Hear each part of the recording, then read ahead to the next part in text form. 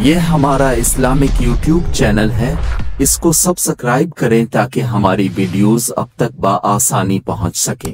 अल्हम्दुलिल्लाह वहदा वस्सलातु वस्सलामु अला मन ला नबिय्य बअदा अम्मा बअद फ़अऊज़ु बिल्लाहि मिनश शैतानिर रजीम बिस्मिल्लाहिर रहमानिर रहीम इन्नमा यख्शल्लाह मिन इबादिहिल उलमा वक़ाल अन्नबिय्यु सल्लल्लाहु अलैहि वसल्लम अल उलमा वरसतुल अंबिया व नहनु अला ज़ालिका लमिनश शाहिदीन वश्शाकिरीन वल्हम्दुलिल्लाहि रब्बिल आलमीन। वतन तो आज़ाद हो चुका है, वतन तो आज़ाद हो चुका है दिलो दिमाग गुलाम अब भी पिए हुए हैं शराब गफलत, हर खवासो अवाम अब भी किसी पे जामे शराब जायज़, किसी पे पानी हराम अब भी। गलत है तेरा ये नारा साकी, बदल गया है निज़ाम महफिल, वही शिकस्ता सी बोतलें हैं, वही शिकस्ता सजाम अभी। निहायत ही वाजिबुल एहतराम मेरे असातिज़ाए कराम और मेरे हम मिशन हम मकतब साथियों, आज मैं आप हज़रात के सामने पाको हिंद में उलमाए देवबंद का किरदार बयान करने चला हूँ। खालिक़े कायनात से दुआ है कि मुझे हक सच बयान करने की तौफीक अता फरमाए। मेरे दोस्तों, खालिक़े कायनात ने इस कुर्रे अर्ज़ में सबसे ज़्यादा मकाम वाली, इज़्ज़त वाली, मर्तबे वाली जगह मदीना मुनव्वरा को बनाया और फिर उसके बाद इस कुर्रे अर्ज़ में से पाको हिंद को बनाया, क्योंकि पाको हिंद की बुनियाद ला इलाहा इल्लल्लाह पे है। पाको हिंद का नज़रिया ला इलाहा इल्लल्लाह है। मेरे दोस्तों, जिस तरह पाकिस्तान का तज़किरा करना ज़रूरी है, पाकिस्तान की आज़ादी का तज़किरा करना ज़रूरी है, इसी तरह उन हस्तियों का तज़किरा करना निहायत ज़रूरी है जिन्होंने पाकिस्तान के लिए, हिंदुस्तान के लिए अपनी जान का नजराना पेश किया। मेरे दोस्तों, एक वक़्त ऐसा था जिस वक़्त मुसलमानों ने, मुग़लिया सल्तनत ने 1000 साल तक हिंदुस्तान पे हुक्मरानी की और मुसलमानों का नज़रिया, हिंदुस्तान में रहने वालों का नज़रिया ये था कि जिस तरह हमने ला इलाहा इल्लल्लाह की बुनियाद पे वतन को हासिल किया है, जिस तरह हमने ला इलाहा इल्लल्लाह के मकसद के लिए हासिल किया है, यहाँ मुसलमानों की हुक्मरानी हो, यहाँ खिलाफत राशिदा का निज़ाम कायम हो। लेकिन एक वक़्त ऐसा आया कि मुग़लिया सल्तनत की हुकूमत को नाकाम करने के लिए, मुसलमानों की हुकूमत को नाकाम करने के लिए अंग्रेज़ एक चाल चलता है और चाल की वजह से हिंदुस्तान में आता है, मुसलमानों के नज़रियात को कमज़ोर करता है, मुसलमानों के ईमान को कमज़ोर करता है, मुसलमानों के जज्बात को कमज़ोर करता है। क्यों? उसे पता है कि अगर मुसलमान अपने ईमान में मजबूत रहे, मुसलमान अगर अपने नज़रियात में मजबूत रहे, अगर मुसलमान अपने मकासद में मजबूत रहे, फिर दुनिया की कोई ऐसी ताकत नहीं जो मुसलमानों को अपने नज़रियात से पीछे हटा सके, अपने मकासद से पीछे हटा सके। एक वक़्त ऐसा आया, हुक्म अंग्रेज ने मुसलमानों को शिकस्त दे दी। फिर उसके बाद मैदान में आने वाला उलमाए देवबंद का बेटा शाह वलीउल्लाह मुहद्दिस देहलवी है।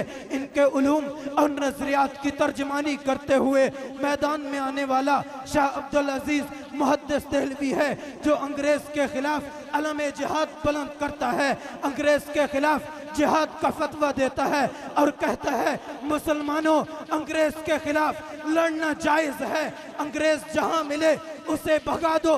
फिर मैदान में आने वाला शाह इस्माइल शहीद, शाह सैयद अहमद शहीद है, जो अंग्रेज के खिलाफ बालाकोट के मैदानों में आता है, अंग्रेज के खिलाफ बालाकोट के मैदानों में आता है, अंग्रेज को लोहे के चने चपवाता है, वो उलमाए देवबंद का बेटा है। फिर बालाकोट के एक मकाम पे शहादत का दर्जा पा लेता है। मैदान में आने वाला, इनका उलूम और नजरियात की तर्जमानी करने वाला उलमाए देवबंद का बेटा हाजी इमदादुल्लाह महाजर मक्की है। मौलाना रशीद अहमद गंगोही है। कासिमुल उलूमी वल खैरात मौलाना कासिम ननोतवी है। और मैदान में निकलकर अंग्रेज को कहता है, अंग्रेज तू जितने जुल्म कर ले, जितने जबर कर ले, मुसलमान को मिटाना तेरा काम नहीं है। फिर मैदान में आकर अंग्रेज को ललकारता है। असबाब की कमी की वजह से, मालो दौलत की कमी की वजह से, मुसलमानों की कमजोरी की वजह से अंग्रेज मुसलमानों को एक छोटी सी शिकस्त देता है। शिकस्त के बाद मुसलमानों ने मशवरा किया, मुसलमानों ने एक मीटिंग बुलाई और मीटिंग में तय किया कि अंग्रेज को फिर एक मर्तबा ललकारा जाए, जिसके मुकाबले के लिए मुसलमानों के नजरियात को मजबूत किया जाए, मुसलमानों के ईमान को मजबूत किया जाए। फिर उसके बाद मुसलमानों ने, उलमा ने दारुल उलूम देवबंद की बुनियाद रखी और फिर उस मदरसा में पढ़ने वाला उलमाए देवबंद का बेटा मौलाना महमूद अल हसन देवबंदी है, जो फरागत के बाद अंग्रेज के खिलाफ मैदान में उतरता है और अंग्रेज को लोहे के चने चबवाता है, तारीख रेशमी रुमाल चलाता है। हत्ता के अंग्रेज ने शाह मौलाना महमूद अल हसन देवबंदी को, मौलाना हुसैन अहमद मदनी को जेल में बंद कर दिया। जुल्म किए, तशद्दुद किया, जबर किया, तकलीफें दी, मसाइब खड़े कर दिए। लेकिन उलमाए देवबंद के बेटे मसाइब बर्दाश्त करने के लिए तैयार हैं, तकलीफ बर्दाश्त करने के लिए तैयार हैं, लेकिन अंग्रेज के सामने झुके नहीं, अंग्रेज की बात को माना नहीं, बल्कि जेल में भी खड़े होके कहा, अंग्रेज जितनी तेरे पास ताकत है, जितनी तेरे पास कुव्वत है, जोर लगा ले, हम तेरे सामने झुकने वाले नहीं हैं।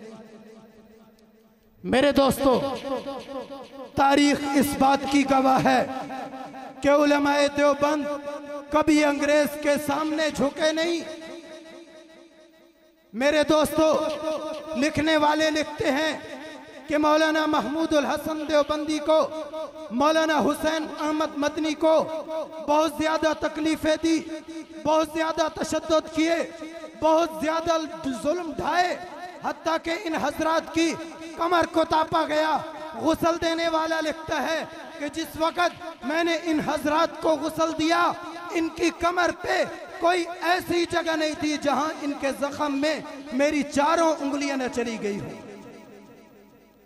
हमारे अकाबिरीन ने जानों की बाजी लगा दी, औलाद को यतीम करा दिया, बीवियों को बेवा करा दिया और हमें एक पैगाम दिया, मुसलमानों जान देनी पड़े दे देना, मुसलमानों वतन को छोड़ना पड़े छोड़ देना, मुसलमानों जिस किस्म की कुर्बानी देनी पड़े दे देना, लेकिन किसी के सामने झुकना नहीं। क्यों? कि हमारा नजरिया है ला इलाहा इल्लल्लाह, हमारा मकसद है ला इलाहा इल्लल्लाह, और हमने इस धरती को खिलाफत राशिदा का निजाम कायम करने के लिए हासिल किया है।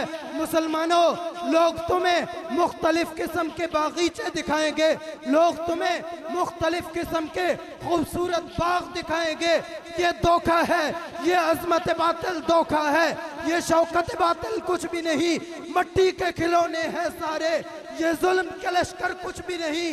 अल्लाह से डरने वालों को ताकत से डराना मुश्किल है।